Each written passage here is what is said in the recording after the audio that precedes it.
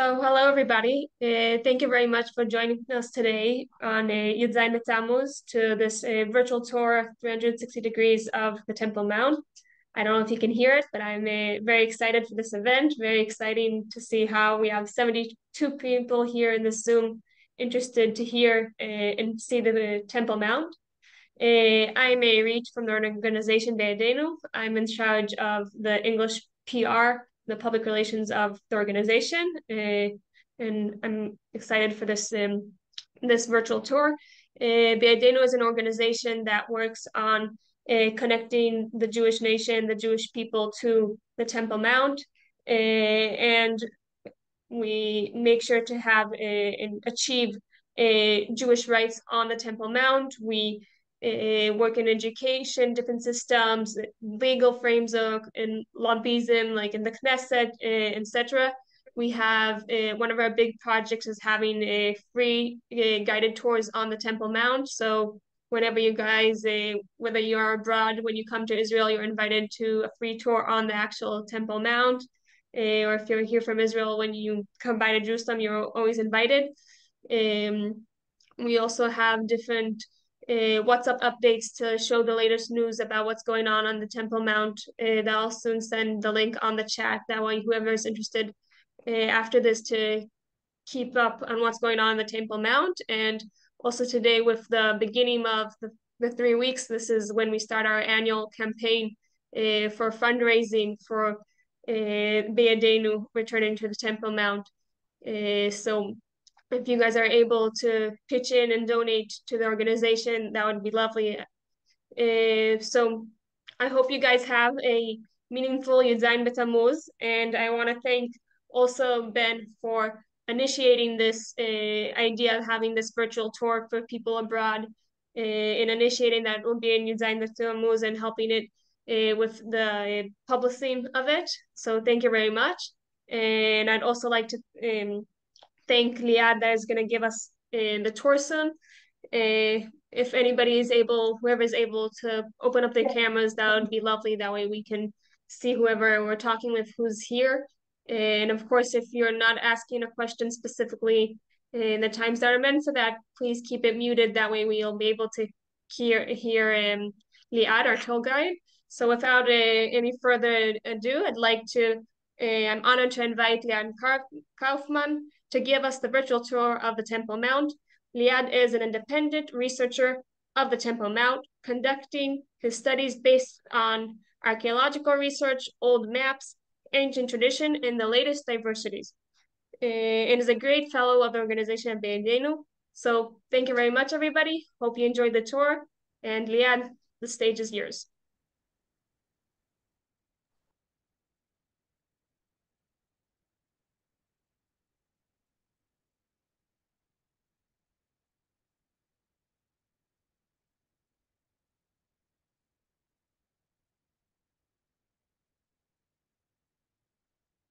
Liad, you're still muted if you haven't noticed. Sorry, can you hear me now?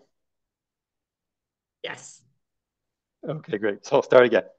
Welcome everyone to our virtual tour of the Temple Mount today. My name is Liad Kaufman, and I understand that some of you are in a location that's physically reaching the Temple Mount presents a certain challenge for you. So I'm really happy for this opportunity to guide this introductory tour and make it more accessible to all of you.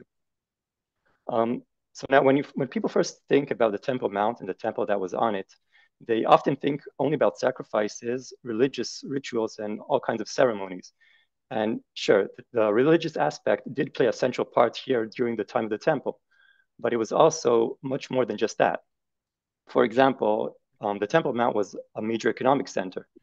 You can say that the temple functioned as what we might call it today as the central bank of its time, and which means that this is a place where people kept their money, not only for the temple causes, but also for their private uses. It was also a legal center, which means that legal institutions such as the Sanhedrin, which is the highest Jewish court, were located in this area that you hopefully see in front of you right now. Beyond that, it was also a national and even secular gathering place. So today, when major events happen or protests happen here in Israel, then those of you who follow the news maybe know or heard about some main gathering locations. But back then, the Temple Mount was just one of those central gathering places. So for example, when the Jews decided to revolt against the Romans in 66 CE, they met here on the Mount. They divided the land into regions, and then they appointed military commanders to each region. You might have heard of Josephus, the historian, and he was appointed to be the commander of the Galilee region. And the meeting itself, as I said, happened right here, as you can see in front of you, the Temple Mount in a view from the west. So why am I mentioning all this? So I'm mentioning it because a lot of people today see the Temple Mount as strictly a religious thing. That means that it only has something to do with religious people, and they feel that they personally have nothing to do with it. So that's why I'm highlighting its other historical and cultural aspects, so that even people who don't connect with its religious significance can still appreciate its broader importance. And yes, the Temple Mount, of course, does play a central role in the Jewish religion, but it's also a core piece of our history, a core piece of our culture, and also of our heritage. So I believe that every person here can find some aspect they can connect to personally. Temple Now, Mount. before we start the tour, I want to mention that besides the 360 photos that I took, then I'll be showing soon, I'll also be using this map that you see in front of you. It's a 3D map from Ofik Aerial Photography, or in Hebrew it's called Ofik Tzilumei Avir. It's not my map. I've asked them for permission to use this map, and they said that it's fine as long as I give them credit. So here I gave them credit, and we'll be using it quite a lot to see our place while we walk around the mount virtually. Now, before we get our boots on the ground, let's get a feeling of what we're talking about. So the mount that you see today, the current boundaries of it, are boundaries that actually come from, they were set during the time of King Herod, which means that this is a version of the Temple Mount that existed from Herod's rule in the late 1st century BCE until the destruction of the Second Temple in 70 CE. So Herod expanded this area by a lot, more or less doubled its area, and pushed the walls north, west, and south. So I hope you can see my mouse. My mouse is currently pointing at the north wall. So this is a wall that was pushed north. The western wall, which you can see here below, was pushed west. And this wall, the south wall on your right, is the south wall, and it was pushed south. The only wall that stayed in its place was the eastern wall, which you see at the top. So the size that you see today is the size that stayed since then. So just to give you a feeling, we're talking about an area of about 144 dunams. And since we have quite a few American friends here, and you use different units, so I can tell you that I've Googled it especially for you. And this equals to 35.6 acres, which is huge for that time. So just to put it into perspective, if you've heard about the Temple of Zeus in Olympia in Greece, or about the Acropolis in Athens, these only covered about a quarter of that area. So the Temple Mount back then already broke a few architectural records 2,000 years ago. Now, at the heart of the complex, you can see the Dome of the Rock. It's sitting on an elevated platform. And here we need to make an important distinction. The Dome of the Rock is not Al-Aqsa Mosque. The Al-Aqsa Mosque itself is actually near the southern wall, this building right here. And we'll talk about, we'll touch both buildings soon, but for now, let's finally step into the compound and begin our tour. We begin it from the entry to the mount, which is here, and let's see it from the ground. So this is the entrance. As you can see, there's a main entrance to the Kotel, the western wall, and there's this small side entrance to the mount itself.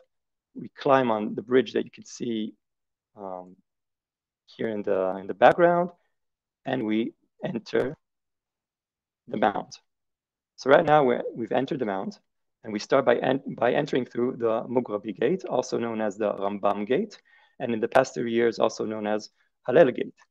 So this gate is located at the Western Wall Plaza, or above the Western Wall Plaza. And if there's enough time at the end and the audience is curious, then maybe I can explain later why the prayer plaza is at the southern part of the Western Wall instead of closer to where the temple actually used to stand. So now this gate that we've entered is the only gate open for non-Muslims to enter the mount. And not only that, it's also open only for a few hours a day, it's closed on weekends. And on regular weekdays, it's only open if there's no Muslim holiday that day. So why is that? Well, the sad reality here on the Temple Mount is that we're running under the Israeli version of George Orwell's book, The Animal Farm. And this practically means that everyone here is equal, but some people are less equal than others. And this is one of the things that the Beyadenu organization is trying to change. So the first thing that you see here when stepping into the Temple Mount, and I'll move to what you see, is this building here. It's from the 16th century, and it's called a sabil, which is an Arabic word for a public water fountain. Of course, public in this case means only for a certain or very certain public. And this sabil is sitting above a water cistern, which isn't exactly a water cistern. Now, what do I mean about that? So back in the Second Temple period, the Western Wall had only 4 gates. And one of them is now called Berkeley's Gate, named after the researcher James Berkeley. Today, you can still see the lintel of that gate in Izat and Hashim in the women's section. I even have it open here in the women's section in the Western Wall Plaza. So right here, you can see the women's section and high-tech technology. Here you can see I've marked the lintel of the gate. The gate is under, you can see the blocked up area, and it continues behind this structure right here. So if we enter this structure, you can see what it looks like. So this is the continuation of the lintel of Barclay's Gate. So during the second temple period, the Jews actually used to enter through under this stone where these women are sitting currently. So before being stoned up, this gate actually led to an underground passage, which headed eastward. Let's go back to where we stand, so you can see that. So the underground passage headed eastward below our feet. So we're looking right now east. Then under this sabil, which you see here, it's bent 90 degrees south. Let's skip forward. So here we entered. This is the sabil. It breaks 90 degrees south, follows this wall underground, as I said, and then it continued straight, rising up at its exit point inside the Temple Mount compound around the line of this window. Okay, so basically you can see here this sabil that we talked about, where the underground passage breaks 90 degrees, comes in our direction, and where we stand is more or less the exit point on the mount for the pilgrims that came during the Second Temple period. So we know this passage was open at least until the year 985 CE, and sometime after that it was sealed off. But it was used for like 900 years after the temple was destroyed. So I'm telling you all of this, not just because it's the first thing that you see when walking in, but also because it shows how after 2,000 years of exile and so many different groups taking control of this place, then you can see that a lot of our history has been, say, rebranded, so to speak, in ways that make it harder to recognize. So, you come here to the Mount, you see a structure that at first glance seems totally unrelated to Jewish history and maybe even exclusively Muslim. But when you look deeper, and here I literally mean deeper underground, then you can uncover its real origins. So let's talk about what we see here before we continue a bit further. So we're standing just outside what today is called the Islamic Museum, which you see this building right here. And some people today call it also the Royal Stoa Plaza. Now, the Royal Stoa, or Royal Court, was a basilica built by King Herod, and it was probably the biggest basilica in the world during that time. It was located on the southern side of the Temple Mount. So right now we're looking towards the southern wall. What you see here isn't the southern wall. It's a Crusader building that's sitting on the southern wall. The southern wall is like 60 feet inwards from what you see here. And this Royal Stoa served as both an economic and a cultural hub. So it was also a pretty good viewpoint, and King Herod would bring his guests here to impress them with the view of the temple. Just to give you a feeling, the peak of the Heichal, or the sanctuary of the temple, reached in height something like a few feet higher than the peak of the Dome of the Rock, which you can see here. So this gives you a feeling of the sizes and proportions during the time of the Second Temple. So you can imagine the Heichal, the sanctuary, reaching about here in height from where we're standing right now.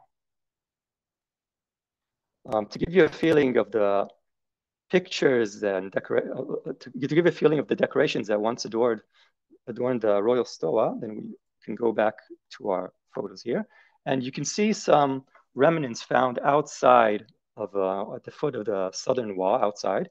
You can see some designs, remnants that came from the royal stoa. All these are remnants from the 1st century BCE or 1st century CE. You can see each piece here looks rather different than the others. And it also gives you a feeling of what the pilgrims would see when they would look up at the stoa and the kinds of the decorations that were on the mount. Okay, so let's keep moving east.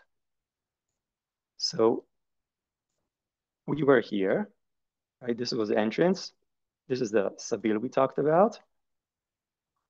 We jumped around here. So now we're continuing eastwards, which is the direction of the people that you're seeing here.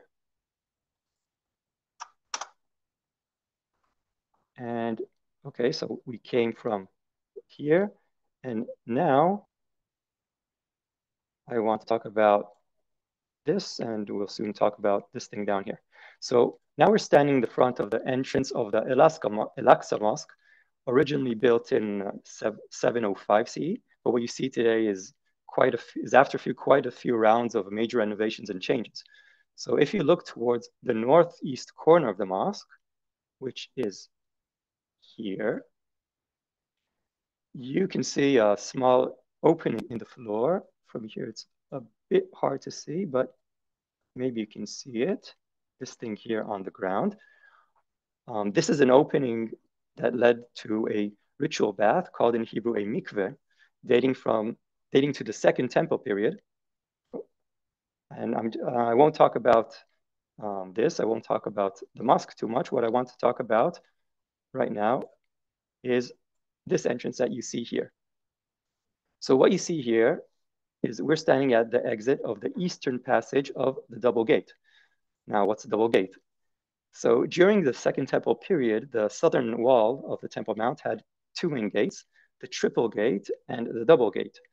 The triple gate is still clearly visible today. Maybe I'll even show you it. So we're here at the map. We're standing right now where you can see my mouse. And this is the southern wall. So let me show you what it looks like. And if I zoom in a bit, then hopefully, once resolution clears up a bit, you can see the triple gate here at the end of the staircase. And here you can see a part of the double gate, which is blocked by this building here, which is about 1,000 years old now. So this is where we're standing. We're standing right now. I'll zoom out a bit, right here. Okay, so if this is the exit of the eastern passage, so where's the western passage exit? So back in the Second Temple period, these tunnels stretched about 190 feet northwards, which is 58 meters. And then in the 8th or 9th century, the Abbasid rulers expanded the Al-Aqsa Mosque about 20 meters northward, or 60 feet, blocking off both passages in the process. So because these tunnels were still used, these entrances were still used, they extended one of them so that the entrance wouldn't end up inside the mosque, and they extended only the eastern passage. And that's why from here you can only see one entrance with a western passage. If you go inside the passage itself, the western passage hits the wall at its north, again, about 60 feet south or 60 feet north from the southern wall. Now, in modern times, this passage was used as a storage for the mosque items that were no longer in use. Then, in the late 90s, the Muslim Waqf coordinated with the police to do some cleanup work inside this tunnel. And you know, when the Waqf actually coordinates something with the police and doesn't just create facts on the ground, then who's going to say to them no, right? But as it turns out, the workers who came here were very, very motivated, too much motivated, probably. So along with the cleaning, they also installed some flooring. They did some electricity work, added lighting, did some drilling, opened a window in the Temple's Mount southern wall for an air conditioning unit, and converted the entire space into another mosque illegally. They call it El-Aqsa al-Qadim, or Old El-Aqsa. Now, if you're wondering what happened to the status quo in the compound, well, like I said before, the rules here are the Israeli version of the animal farm, meaning everyone here is supposed to respect the status quo, but some people are allowed to respect it less than others. From here, we'll be continuing east, going along here, where these people here, and we reach this place. So let me show you on the map where we are. So we continued from here, walked along with my mouse, and now we're standing here. Okay, this is the eastern wall. Here, what you see here is the eastern wall at your left. And what you see here, down below you, is the impact of what we could call an archaeological terror attack, which the Islamic Waqf executed. In 1999, the Waqf carried out legal excavation work. And all this entire pit that you see here right now was a plain. There wasn't any pit here. But in 1999, the Waqf, they started digging here, and they dumped about 400 truckloads of earth packed with archaeological artifacts from the Temple Mount, and threw them out of the mount, or threw most of the material outside of the mount. In 2004, Dr. Gabriel Barkay and Itzhak Dvira, they launched a project you might have heard of called the Temple Mount Sifting Project, which is meant to try and salvage whatever they could from this archaeological dirt and study the finds scientifically. So despite the lack of archaeological context, we're talking about a pit that's roughly 12 meters deep and 40 by 40 meters in area, which for Americans, this means 40 feet deep and about 130 on 130 feet in area. All this dug up illegally. And of course, no one took care of any of the archaeological remnants that were just ruined during the process. Okay, so from here, we'll be continuing south. We'll continue north along the eastern wall right here. And the eastern wall, as I said, is the most ancient wall of the Temple Mount. And part of it even predates King Herod. Now, some researchers even point at certain places in the wall which they believe date back to the first temple period. Although, to be fair, I have to say that other researchers believe that the remains visible today go back only until the Hellenistic period, which means about 23 or 2400 years ago. So these predate King Herod by at least around 300 years. And there's a lot to say about this pathway and the east part of the Temple Mount, but due to time considerations, we'll have to skip them, and I'll head directly to our next stop, which is the Golden Gate. So let's see on the map where we are right now. I'll just show you the Golden Gate, and we go back to our map. So we were here, and then we are now walked along the pathway next to the eastern wall. We walked. On the way, you can see these small mounds of what looks like rubble. And this is also part of the archaeological dirt that was taken out from the pit that we saw, this thing here. It's still here on the mountain because at some point the Israeli court woke up and gave some said that they can't continue dumping the rubble outside of the Temple Mount anymore. So they just left it here for quite a long time since then. We're talking from since 1999 until today. These things are just thrown here, pieces of our history just thrown as without anyone doing anything about it. So we're continuing along the eastern wall, and this thing right here, this building is the Golden Gate. From outside, it might look more familiar. This is the Golden Gate from the outside. Right now, my picture is more or less where I'm pointing right now with my mouse. This is what we're seeing from here. Okay, so according to many researchers, the Golden Gate sits where once stood the Eastern Gate or the Shushan Gate from the Second Temple times. Although the current structure is much newer, this isn't from Second Temple times. Now in 2019, Muslim worshippers broke into the compound, violating a court order, and they turned it into yet another official mosque.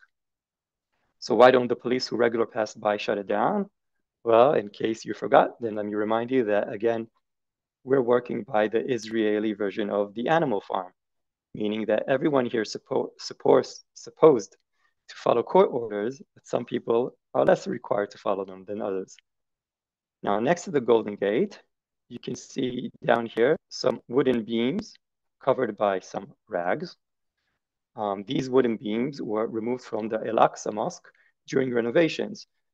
And a researcher from Tel Aviv University managed to obtain samples from a few of the beams, not necessarily those down here below. There were other beams as well.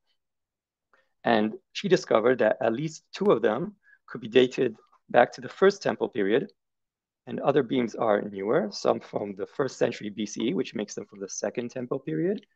A few beams were lucky enough to be sent to be displayed in the Islamic Museum that we saw at the beginning when we entered the mount, but some of the beams turned into firewood, and some of the beams were just discarded here next to the Golden Gate. The Waqf doesn't let Israel touch them or move them, although Israel would really like to do something about it. And like you can see, these beams haven't exactly been treated with much respect. So there's no protection from weather damage, no preservation efforts, nothing basically. And the Waqf doesn't let Israel move them anywhere else.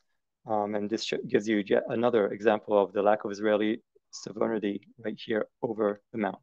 If you want to see this a bit more closer, then right now you could see we saw the stairs coming down just below, just before.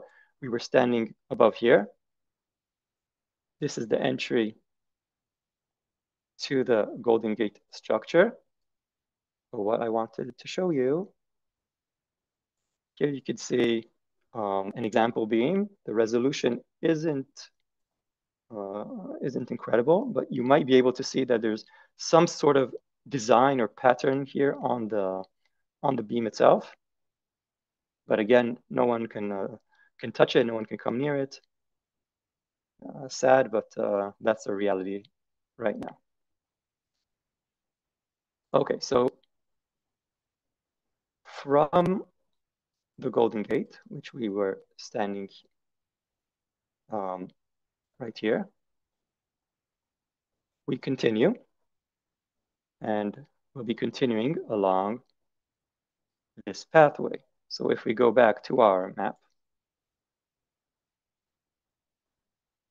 we were standing here, and we'll be continuing along this pathway.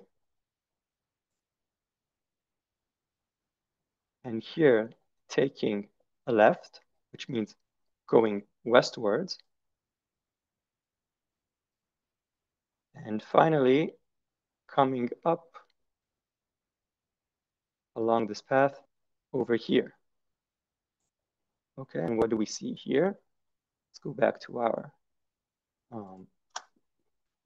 pictures. So this is the path that we came up. And now what you can see is the Dome of the Rock. So a Temple Mount tour can be complete without saying at least a few words about the Dome of the Rock. Now, it's important to understand that, as I said before, the Dome of the Rock is not a mosque, but it's rather a shrine, meant that it's supposed to give respect to some element that's inside of it, in this case, to the foundation rock, which lies at its center, right under the Golden Dome. So for those of you who might not be familiar, in Jewish tradition, the holiest place in the temple, also called the Holy of Holies, it stood on top of the foundation rock, called in Hebrew Even Shtiyah. The word Shtiyah comes from the Hebrew root for tashtit, or foundation. And when we pray, when we're abroad, we face towards Israel, right? But in Israel, we face towards Jerusalem. In Jerusalem, we face towards the Temple Mount. And where do you face when you're on the Temple Mount? Well, you face towards the peak of the foundation stone that's right here under the Golden Dome.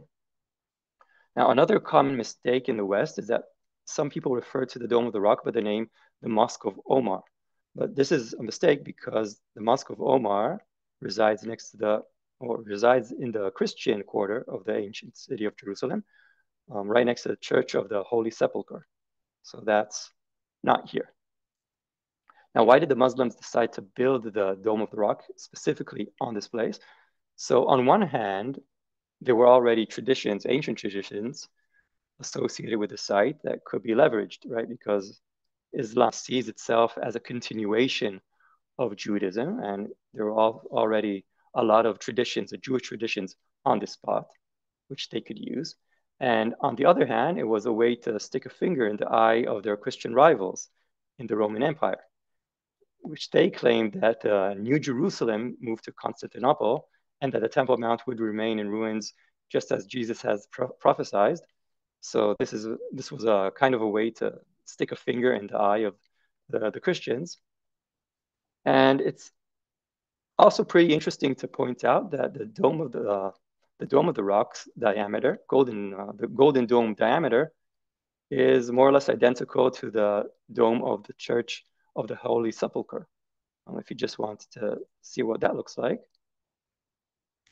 So you can see here the Dome Rock, and here you could see right here this gray dome. This is the dome on top of the Church of the Holy Sepulchre. So the diameter is more or less the same. Here's the Mosque of Omar, by the way, if we're already here. But today we're talking about the Temple Mount. So let's go back to here and come back to what we see. Okay, so of course, as I said, there were a lot of Jewish traditions that Muslims leveraged at that period. But nowadays, the narrative has shifted dramatically. And in the Arab world today, the vast majority firmly believe that Jews have no historical connections to Temple Mount, and that it's all a Zionist conspiracy. So if any of you ever come to the Temple Mount and some Muslim comes up and starts talking to you, like 99.9% of the times they'll say that the Jews have nothing to do with it, and they'll try to convince you that the Jews are just come here to cause problems, which of course is wrong. So in terms of the structure itself, until the 16th century, the upper half of the Dome of the Rock was covered in mosaics. All these blue tiles here, this is later. It comes from the Ottoman period, which is the 16th century, starting the 16th century. And they replaced those mosaics with decorative tiles, the ones that, the tiles and inscriptions that you see today, almost. Why is that? Because the Jordanians swapped out the old tiles for exact replicas made in Italy in the 20th century. And what you see today are those replicas that the Jordanians put in in the 20th century. Now, during the Crusader period, the Dome of the Rock was also decorated with inscriptions from the New Testament about Jesus, but after Salah ad-Din reconquered Jerusalem, he removed all of those Christian elements. And today, inside the Dome of the Rock, there are a lot of Quranic verses that emphasize that Jesus was human and not divine. So it's sort of a pre-internet version of a comment where you can see it between Islam and Christianity. Now, what else do we see here? So you see this small structure here. Now, in a travel account from the late 13th century, attributed to a student of the Ramban, there's a description of the Dome of the Chain, which is this small dome that you see here to the east of the Dome of the Rock. And I'll read to you a translated excerpt from that. So on the foundation stone, the kings of Ishmael built a magnificent structure, turning it into a house of worship. They constructed a beautiful dome above it, and this building stands over the Holy of Holies and the sanctuary. In front of the building, towards the east, there's a structure with columns and a dome above it. It appears to be the outer altar that stood in the Israelite court. We saw the Ishmaelites gathering here on their festival day, about 3,000 of them, circling the place like a dance, distinguishing between impurity and purity, just as Israelites would encircle the altar on the seventh day of the festival, which is Hoshana Rabbah, end of quote. So you can see that there was an ancient tradition that the outer altar of the temple used to stand in this place. And according to Rabbi Ariel, the head of the Temple Institute, the altar of the ancient temple actually stood on this spot. Now, many other scholars, they argue that the altar was actually positioned a bit further to the southeast, which makes it around here. And they say that these arches that you see here, this is more or less the place of Sha'ar Nikanor, which was the entrance to the Azara part of the temple. But I personally think that there's a partial overlap between the location of the altar and the Dome of the Chain, but we don't really have time to go into all the reasons behind that, so I'm just throwing it out in the air and you can feel free to ignore it. Now, apart from these two structures, we also see another thing. You can see here two entrances of water cisterns, and this is yet another water cistern that isn't a water cistern. Well, what is it? It's actually an underground passage. Now, many researchers believe that it corresponds to Hamesibah Yoredet Mitachat LaBira, or in English, the winding stairs that went under the Bira, mentioned in the Mishnah in Masechet Midot. And this served as an exit route from the temple for priests who had become ritually impure while inside the temple. There are also actual water cisterns. You can see them here. These likely date to around 200 BCE, which would place them just before the Hasmonean period, which means that when Yehuda Maccabi and his friends freed the temple and came here, then these water cisterns actually probably existed. Okay, so if this is the Mesibah Yoredet Mitachat LaBira, or this is the exit this is the underground passage for the priests to exit the temple when they become ritually impure, then that would mean, according to the Mishnah, that the place around here where you see my mouse right now, this is more or less the place where Yehuda Maccabi and his friends buried the stones of the altar, which Antiochus made impure by putting an idol on top of the altar. And the Maccabi book said that when the Maccabees came to the mount and saw the altar with the idol on top of it, they dismantled it. They buried the stones of the altar on the Temple Mount somewhere. That the book of Maccabees doesn't really say where, and they built a new altar instead. Now the Mishnah in Midot, they say that they put a finger on where these stones were buried, and they say that it's around here.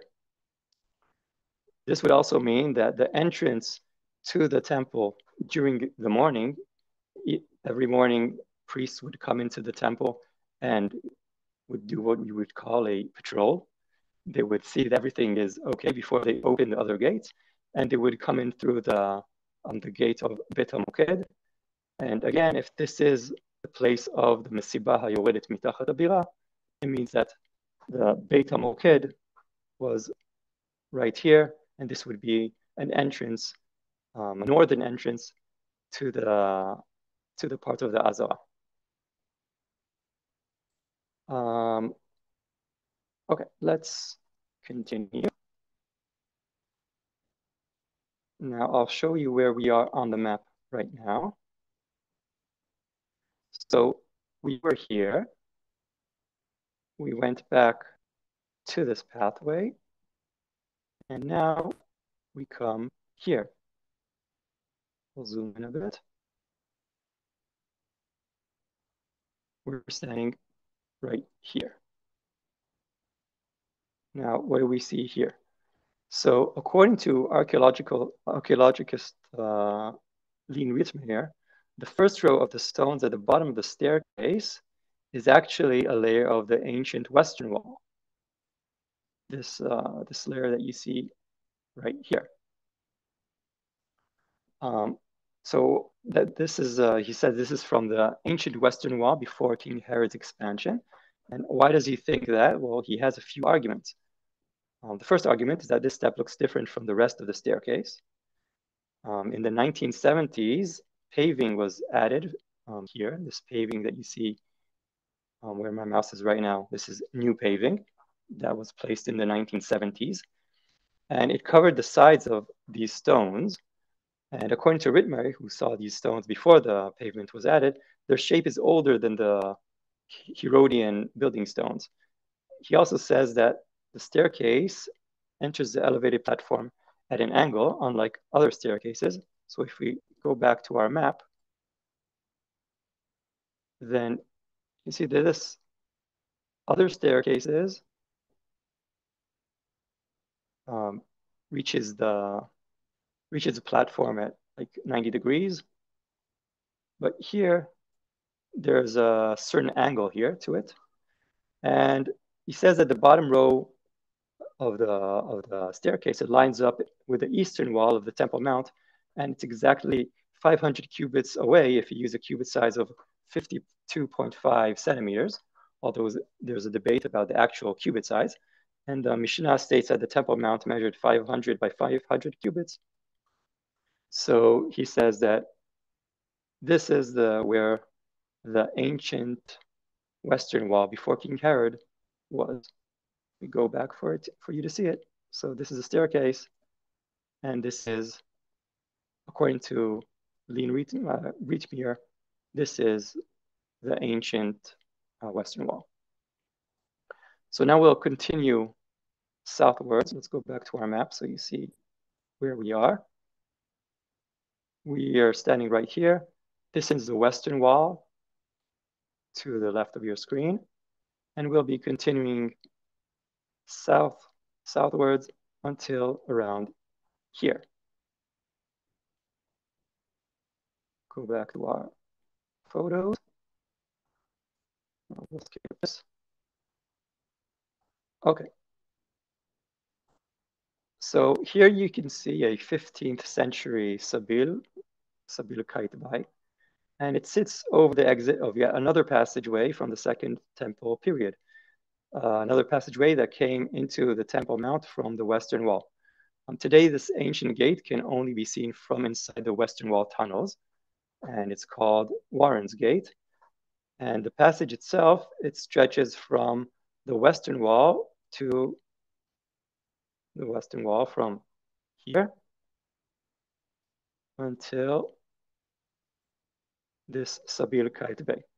Now, according to Professor Dan Bat, in the prayer of the gates from the 10th or 11th century, this gate was called Shar Yehuda, or Judah's Gate. Now, Professor Bat and other researchers, they say that until the late 11th century, when the Crusaders arrived, in this place, in this passageway, underground passageway, was a synagogue here known as Hameara, or the cave. Now, when the Crusaders entered and conquered Jerusalem in 1099 CE, they killed and expelled all the Jews from Jerusalem, and they used this passage for a while as a route to the Church of the Holy Sepulchre to connect the Dome of the Rock and the Church of the Holy Sepulchre. But eventually they sealed it off and turned it into a water cistern.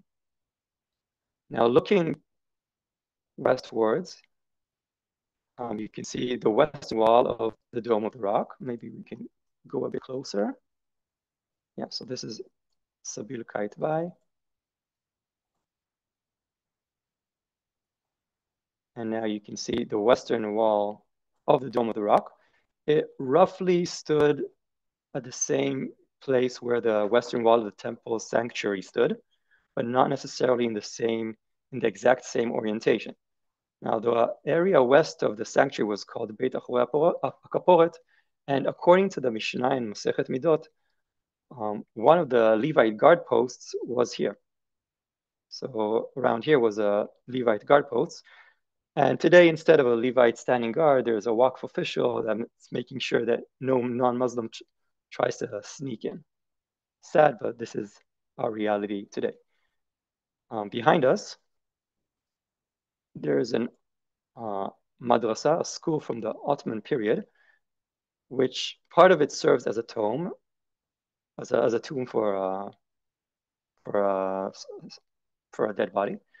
And another part houses a Muslim family. And not many people know this, but there are about 13 or so Muslim families whose homes are actually inside the Temple Mount compound, alongside the western and northern walls. The entrance to their home is usually through the Temple Mount itself. So this is something that a lot of people don't really know, but it's interesting. You can see a light turned on here. From here, we'll be continuing south a bit more. And we're towards the end of our introductory tour on the Temple Mount. So whoever's still hungry, bear with me, please. Okay, so where we're standing, you can see here the gate of the chain, Sha'ar Shalshelet. And this is the oldest gate on the Temple Mount that isn't locked. So in the Cairo Geniza from the 10th century, it's called David's Gate, or Sha'ar David, David's Gate. In Islamic writings from the same period, it's called Bab Daud, which is just an Arabic translation of Sha'ar David. During the Second Temple period, it was called the Great Bridge Gate because of a large bridge that connected it to the western hill of Jerusalem. And there's a debate among scholars, and some think it might be what's called Kipponos Gate, mentioned in the Mishnah, but other people disagree. Next to the gate, you could see the chain gate minaret, which might be exactly, or at least close to the location of Migdal Yochanan, or Yochanan's tower from the Second Temple period, which Josephus describes, but the minaret itself today is obviously much newer. So during the Second Temple period, the Great Bridge, which I mentioned, it was built to connect the steep western wall, the steep western hill of Jerusalem, where the Jewish quarters today, connect that to the Temple Mount. Maybe I'll show you it on the map.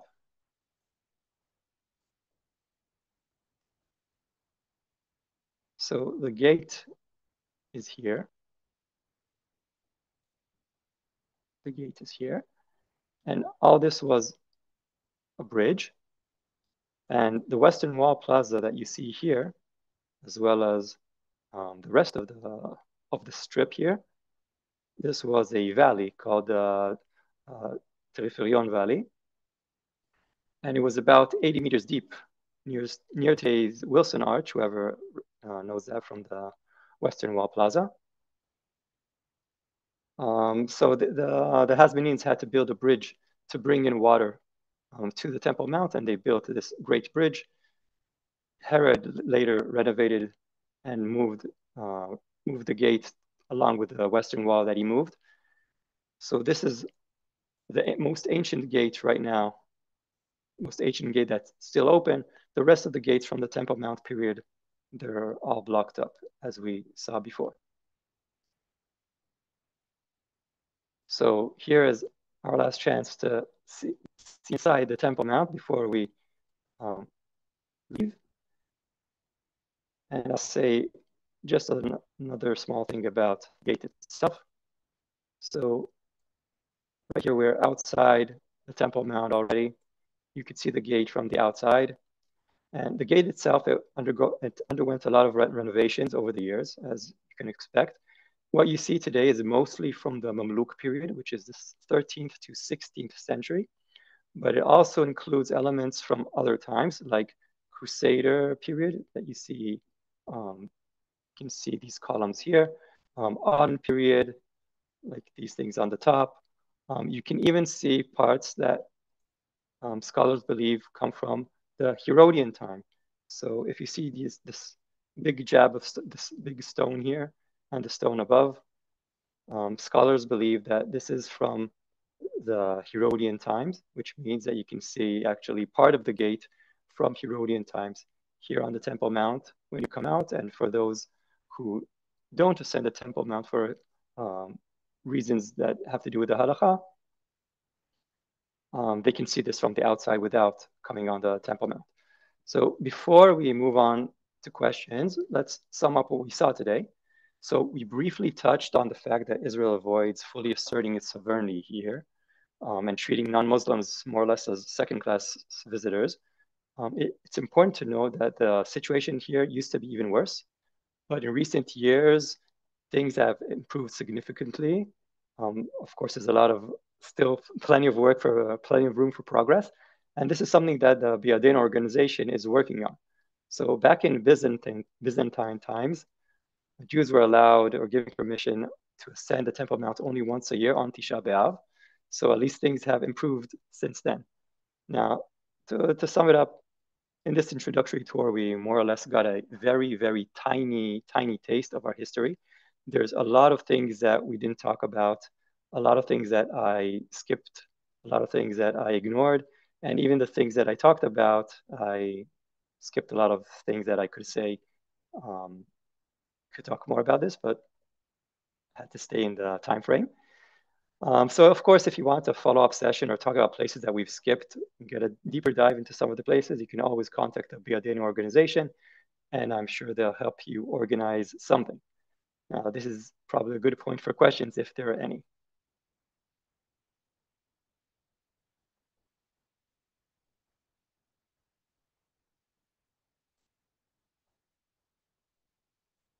There's a question in the chat.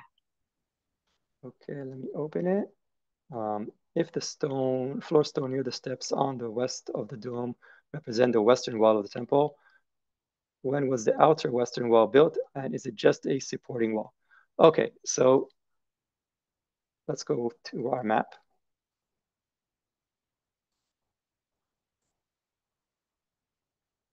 And here we see the Temple Mount from above. And as I said, King Herod, when he, at the end of the 1st century BCE, he decided to expand the Temple Mount significantly. So basically the Western Wall and the Southern Wall and the North Wall, they're all from Herodian times, which makes it like 2,000 years old. Anything before that, you can find on the Eastern Wall, and of course in other remnants or places inside the mount itself. You have to know what to look for. That's the downside of it. But yes, for King Herod, this was more or less a supporting wall for the mount itself. As you can maybe see, there's quite a bit of height difference between the plaza of the Western Wall, and as I said, once it was even like 80 meters even lower than what you can see today. So you had to ascend quite a lot to the mount, and you had to have some strong wall to support the entire mount. And yes, the western wall was built as a supporting wall to the Herodian temple.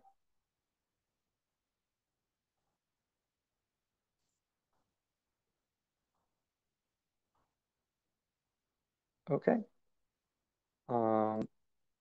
So great. So I hope that this tour taught you something new, and that it made you want to come to see these places for yourself, and maybe even make some time to visit here if you come from abroad to Israel. And now I'll hand the microphone back to Meirit. So thank you very much, Liad, for giving us a great tour. It was amazing how you were able to give us a sense of direction just through pictures. So thank you very much for that and giving us different bits of history from all different time periods and lots of fun facts and giving it all everything back to today. So thank you very much, Liad. Thank you very much again, Ben, for initiating this Zoom tour and helping publishing it. And of course, as Liad invited you, you are more than welcome to join our live tours of the Temple Mount to go and see and experience the Temple Mount in live and the whole holiness of the place and the whole experience. So you're invited to join our free tours that we have on the Temple Mount whenever you're in the area.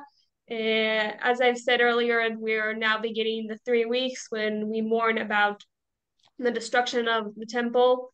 So great timing also for this tour. And this is also the time of year when we have our yearly campaign for fundraising for the organization Beyadenu that makes sure that the Jewish nation is connected to the Temple Mount, to our history, to our heritage, and connects that to the present and what we want the Temple Mount and how we want Har HaBayit to be part of our life today.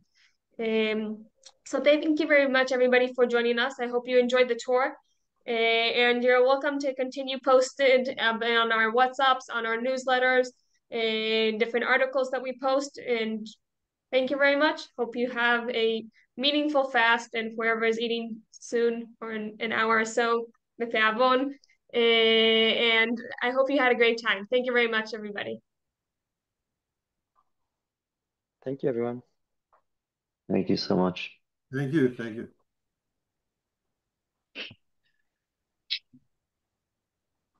Thank you. Thank you.